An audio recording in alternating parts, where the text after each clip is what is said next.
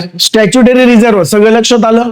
त्याच्यानंतर next point आहे rebate on bill discount. आता रिबेट ऑन बिल डिस्काउंट हे समजण्याआधी बिल डिस्काउंट म्हणजे काय हे तुम्हाला समजून घ्यावं लागेल. आता बिल डिस्काउंटचा अर्थ काय होतो? बिल म्हणजे काय? एक प्रॉमिसरी नोट किंवा एक वचन चिठ्ठी किंवा ज्याला आपण म्हणू चेक. आता हे जर समजून घ्यायचे असेल कन्सेप्ट आपल्याला, तर आपण अशा पद्धतीने समजून घेऊ शकतो की समजा बँक आहे आणि या ठिकाणी एक व्यक्ती आहे एक्स आणि वाय. आता एक्स ने वाय वरती जर बिल काढलं असेल म्हणजे एक्स ने वाय वरती समजा 1,00,000चं बिल काढलेलं आहे आणि हे 1,00,000 रुपये वायला पेमेंट करायचे असतील 5 मे या तारखेला. 5 मे या तारखेला ठीक आहे. आता 31 तारखेला तर अकाउंट क्लोज होऊन जाईल आणि बिल काढलेलं आहे समजा 2 फेब्रुवारीला. मग आता एक्स ने वाय वरती 2 फेब्रुवारी या तारखेला बिल ड्रॉ केलेला आहे. वायने तो बिल एक्सेप्ट केलेला आहे म्हणजे वायने प्रॉमिस केलंय की 5 मेला तो याचं पेमेंट करून देईल. मग आता वाय काय करेल? बिल एक्सेप्ट करेल म्हणजे त्या बिलावरती सही करून ते बिल प्रॉमिसरी नोट कोणाला देईल? एक्सला देईल. पण समजा एक्सला सेम डेला जर पैसे पाहिजे असतील तर एक्स काय करेल? हे बिल बँकेला डिस्काउंट करून देईल. हे बिल काय करेल? बँकेला डिस्काउंट करेल. म्हणजे बँक 1,00,000मधून 2 फेब्रुवारी ते 5 मे जो पिरियड असेल त्या पिरियडसाठी जे पण इंटरेस्ट असेल तेवढं इंटरेस्ट वजा करून घेईल. फॉर एक्झाम्पल समजा 1,00,000 रुपये बिल अमाऊंट आहे, याच्यामधून 1,000 रुपये इंटरेस्ट बँक वजा करून घेईल आणि उरलेले 99,000 रुपीज कोणाला दिली? एक्सला देईल. पण बँकेला या बिलाचे पैसे कधी मिळतील? वाय कडून 5 मेला. ठीक आहे. पण 31 मार्चला अकाउंट काय होतंय? क्लोज होतंय. मग बँकेने जे 1,000 रुपये या ठिकाणी बिलावरती जे कमवलेत ते 1,000 रुपये जे अर्निंग केलेलं आहे ते इन्कम कोणत्या वर्षाचं आहे? नेक्स्ट इयरचं आहे. म्हणजे 31 मार्च नंतर हे बिल ऑनर होणार आहे. म्हणजे बँकेला या बिलाची अमाऊंट 5 मेला म्हणजे पुढच्या वर्षी मिळणार आहे. पण त्याच्यावरती 1,000 रुपये इंटरेस्ट याच वर्षी मिळून गेलं. म्हणजे हे जे इंटरेस्ट मिळालंय यालाच आपण म्हणतो rebate on bill discount. Rebate on bill discount म्हणजे 1,000 रुपये इंटरेस्ट जे बँकेने अर्न केलेलं आहे ते झालं रिबेट ऑन बिल डिस्काउंट. पण हे ऍडव्हान्स इन्कम आहे. हे काय आहे?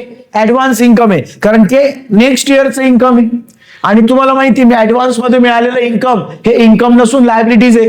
म्हणून 1,000 जे रिबेट ऑन बिल डिस्काउंट आहे त्याची नोंद केली जाते लायबिलिटी साईडला. त्याची नोंद कुठे करणार?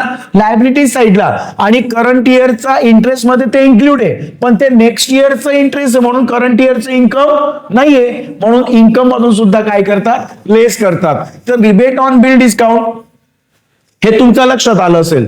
तर रिबेट म्हणजे बँकेने bill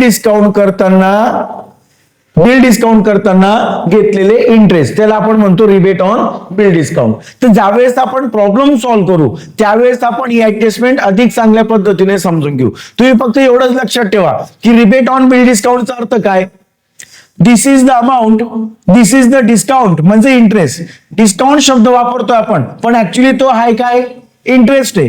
this is the discount on the bill maturing after the date of closing of account is known as rebate on bill discount.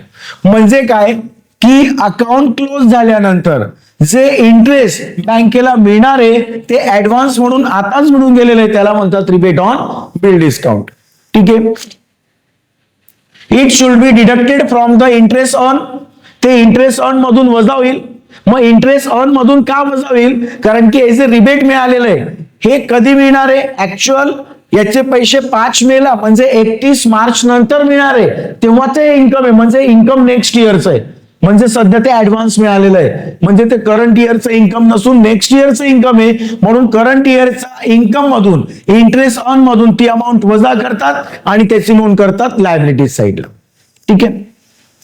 तर रिबेट ऑन बिल डिस्काउंट म्हणजे ऍडव्हान्स इन्कम असं कन्सिडर केलं तरी चालेल. त्याच्यानंतर bad dept and provision for bad and doubtful डेप्ट. आता bad डेप्ट म्हणजे बुडीत कर्ज किंवा प्रोव्हिजन फॉर बॅड डेप्ट म्हणजे डाऊटफुल डेप्ट. याचा अर्थ काय? इफ बॅड डेप्ट are shown in the financial account separately. आता बॅड डेप्ट आणि प्रोव्हिजन फॉर डाउटफुल डेप्ट याची नोंद बँकिंग फायनल अकाउंट मध्ये सेपरेट केली जाते. It will be damage the reputation of the bank and thereby the confidence which the public place in it. Therefore, banks show it as a provision for bad and doubtful debt. Bad debts or provision for doubtful debt should be include a provision and contingencies and debited to the profit and loss accounts. Provision for doubtful debt should be deducted from advance and the net balance of advance should be shown in the balance sheet. बघा bad debts आणि RDD. Bad डेप्ट आणि RDD आपण नेहमी debtors मधून काय करतो, लेस करतो. हे आतापर्यंत तुम्हाला माहिती आहे की bad debts and RDD always less from the amount of debtors. मग बँकेचे डेप्टर्स कोणते? बँकेचे डेप्टर्स म्हणजे ज्या लोकांना बँकेने कर्ज दिलेलं आहे ते बँकेचे डेप्टर्स म्हणजे ऍडव्हान्स. ज्या लोकांना बँकेने ऍडव्हान्स पैसा दिलेला आहे, कर्ज दिलेला आहे, त्या लोकांनी जर बँकेचा पैसा रिटर्न नाही केला तर त्याला आपण बॅड डेप्ट म्हणतो. म्हणजे ऍडव्हान्स काय होऊन जाईल, कमी होऊन जाईल. म्हणजे ऍडव्हान्स कमी होईल म्हणजे याचा अर्थ तुम्हाला काय करायचंय, ऍडव्हान्सेस मधून वजा करून घ्यायचंय आणि लॉस आहे म्हणून याची नोंद प्रॉफिट अँड लॉस अकाउंटला केली जाते. ते तुम्ही लक्षात ठेवायचं. Bad debts and provision for doubtful डेप्ट. त्याच्यानंतर दिलंय income tax and provision for income tax. आता इन्कम टॅक्स म्हणजे इन्कम टॅक्स पेड आणि प्रोव्हिजन फॉर इन्कम टॅक्स म्हणजे इन्कम टॅक्स भरण्यासाठी केलेली तरतूद. Bank usually follow the same treatment of income tax and provision for income tax. The provision for income tax should be include a provision and contingencies and debited to the profit and loss account in the balance sheet. It is included under other liabilities and provision. आता income tax and provision for income tax की income tax paid करण्यासाठी बँकेने केलेली provision. आता income tax तुम्हाला paid करावा लागेल म्हणजे बँकेला पेड करावं लागेल, ही एक लायबिलिटीज आहे म्हणून याची नोंद केली जाते शेड्यूल नंबर 5 मध्ये अदर लायबिलिटीज अँड प्रोव्हिजन मध्ये. आणि इन्कम टॅक्स हा बँकिंग कंपनीचा लॉस आहे म्हणून याची नोंद केली जाते प्रॉफिट अँड लॉस अकाउंट मध्ये. तर इन्कम टॅक्स प्रोव्हिजन ही एक कन्सेप्ट आहे. त्याच्यानंतर दिलंय profit loss on sale of profit और लॉस ऑन सेल और revaluation of investment. For example gold. ठीक आहे, समजा गोल्ड असेल किंवा काही ऍसेट्स असतील, फिक्स ऍसेट्स असतील, त्याचं रिव्हॅल्युएशन होत असेल. रिव्हॅल्युएशन म्हणजे काय, पुनर्मूल्यांकन. फॉर एक्झाम्पल फिक्स ऍसेट्स आहे किंवा इन्व्हेस्टमेंट आहे त्याची व्हॅल्यू 1 लाख आहे आणि त्याचं रिव्हॅल्युएशन केलं आणि त्याची व्हॅल्यू जर 90,000 डिसाईड झाली तर 10,000 रुपयांनी व्हॅल्यू काय होते, कमी होते. त्याच्यामुळे लॉस होतो. काही वेळेस प्रॉफिट सुद्धा होतो कारण की गोल्ड ही जी इन्व्हेस्टमेंट आहे याची प्राइस काही वेळेस काय होते, इन्क्रीज होते. म्हणजे ऍसेट्स रिव्हॅल्युएशन मुळे जो प्रॉफिट किंवा लॉस होतो त्याची तरतूद कशी करायची याच्यामध्ये बँकिंग कंपनीज मध्ये फायनल अकाउंट मध्ये. इट शुड बी ऍड और deducted from the other income. एकतर अदर इन्कम मध्ये प्लस मायनस करायचंय म्हणजे शेड्यूल नंबर 14 जे अदर इन्कम आहे जर प्रॉफिट असेल तर ऍड होऊन जाईल, लॉस असेल तर त्याच्यामधून मायनस होऊन जाईल. If there is a profit of some item and loss on other item then the net figure should be deducted from the other income or loss or added to other income on credit side of the profit and loss accounts. आता याची नोंद करताना काय करणार, एक तर तुमची investment add होऊन जाईल. ऍसेटचं रिव्हॅल्युएशन जर केलं आणि रिव्हॅल्युएशन मुळे ऍसेटची व्हॅल्यू जर इन्क्रीज होत असेल तर ऍसेट्स मध्ये काय करायचंय, ऍड करायचंय. आणि प्रॉफिट आहे म्हणून अदर इन्कम मध्ये ऍड होऊन जाईल. आणि ऍसेट्स रिव्हॅल्युएशन मुळे जर लॉस होत असेल किंवा इन्व्हेस्टमेंटच्या रिव्हॅल्युएशन मुळे जर लॉस होत असेल तर इन्व्हेस्टमेंट मधून वजा होऊन जाईल आणि अदर इन्कम मधून पण काय करायचंय, मायनस करायचंय. ठीक आहे, तर ती ऍडजस्टमेंट या ठिकाणी दिलेली आहे. त्याच्यानंतर दिले acceptance, endorsement and other application. आता acceptance, endorsement and other application याचा एक सेपरेट शेड्यूल असतो बॅलन्स शीट मध्ये. पण टोटल करताना आपण acceptance, endorsement and other application याचा आपण विचार करत नाही किंवा टोटल मध्ये याला आपण काउंट करत नाही. Acceptance, bill of exchange accepted on behalf of client. की बँकेचे जे क्लायंट आहेत त्यांचा बिहाफ मध्ये बँकेने जे बिल ऑफ एक्सचेंज एक्सेप्ट केलेले त्याला आपण म्हणतो एक्सेप्टन्स. एंडोर्समेंट म्हणजे काय, bill of exchange accepted by a client and endorse further by the bank. म्हणजे एंडॉर्समेंटचा अर्थ काय की जे क्लायंट आहेत त्यांनी बिल ऑफ एक्सचेंज एक्सेप्ट केलेले आहेत आणि बँकेला ट्रान्सफर केलेले आहेत. ठीक आहे. And other obligations. Other obligation म्हणजे काय, such as bank guarantee issue on behalf of client. की समजा एखादा क्लायंट आहे, त्याला काहीतरी कॉन्ट्रॅक्ट घ्यायचं असेल, काही घ्यायचं असेल, तर त्याचा बिहाफ मध्ये बँक जी गॅरंटी देते त्याला आपण काय म्हणतो, अदर ऑब्लिगेशन्स म्हणतो.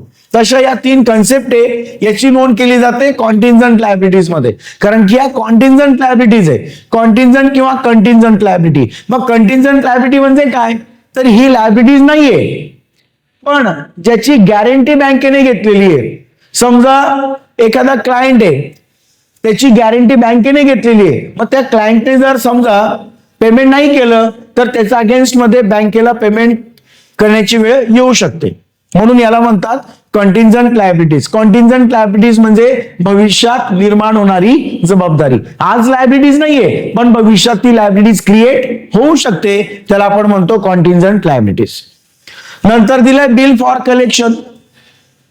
Bill for collection favouring a client are collected by the bank from the acceptors on behalf of the client. These are required to be disclosed below the balance sheet, even though they are not in the nature of contingent liabilities for bank, because the bank is liable to pay only if the collects the amount, otherwise it is not liable. आता bill for collection याचा अर्थ काय होतो की bill of exchange favoring a client. की समजा 2 व्यक्ती, एका व्यक्तीने दुसऱ्या व्यक्तीला, जसं आता इथे एक्झाम्पल घेतलं होतं आपण, एक्स ने वाय वरती बिल काढलेलं आहे, वाय ने ते बिल स्वीकारलेलं आहे. मग स्वीकारून ते बिल जर एक्स ला दिलंय आणि एक्स ते बिल काय करतो, बँकला देतो. कशासाठी, कलेक्शन करण्यासाठी. त्याला आपण म्हणतो बिल फॉर कलेक्शन. ठीक आहे. तर याची पण नोंद कॉन्टिंजंट लायबिलिटीज मध्ये केली जाते. नेक्स्ट दिलेला आहे ब्रँच ऍडजस्टमेंट अकाउंट. आता ब्रँच ऍडजस्टमेंटचा अर्थ काय होतो, ब्रँच म्हणजे काय तुम्हाला माहिती आहे. For any reason if transaction between the head office and branch bank branches remain unadjusted and the end of the year, these transactions are group under branch adjustment. समजा हेड ऑफिस आणि branch यांच्यामध्ये काही transaction झाले असतील आणि ते अनरेकॉर्डेड असतील, तर त्या प्रोव्हिजन्स, ते ट्रान्झॅक्शन्स या ठिकाणी रेकॉर्ड केले जातात. त्याला आपण काय म्हणतो, ब्रँच ऍडजस्टमेंट असं म्हणतो. म्हणजे अनऍडजस्टेड काही ट्रान्झॅक्शन असतील तर ते याच्यामध्ये ऍडजस्ट केले जातात. मग ब्रँच ऍडजस्टमेंट डेबिट आणि क्रेडिट बॅलन्स दोन्ही असतात.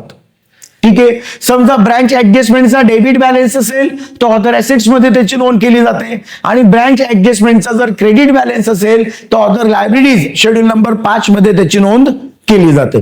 तर प्रॉब्लेम सॉल्व्ह करताना हे जे मुद्दे हे अजून व्यवस्थित तुम्हाला समजून जातील. त्याच्यानंतर पुढचा जो मुद्दा दिलेला आहे, प्रिपरेशन ऑफ फायनल अकाउंट, हे महत्वाचं आणि प्रॅक्टिकल आहे. ते आपण काय करू, नेक्स्ट लेक्चरला कंप्लीट करू.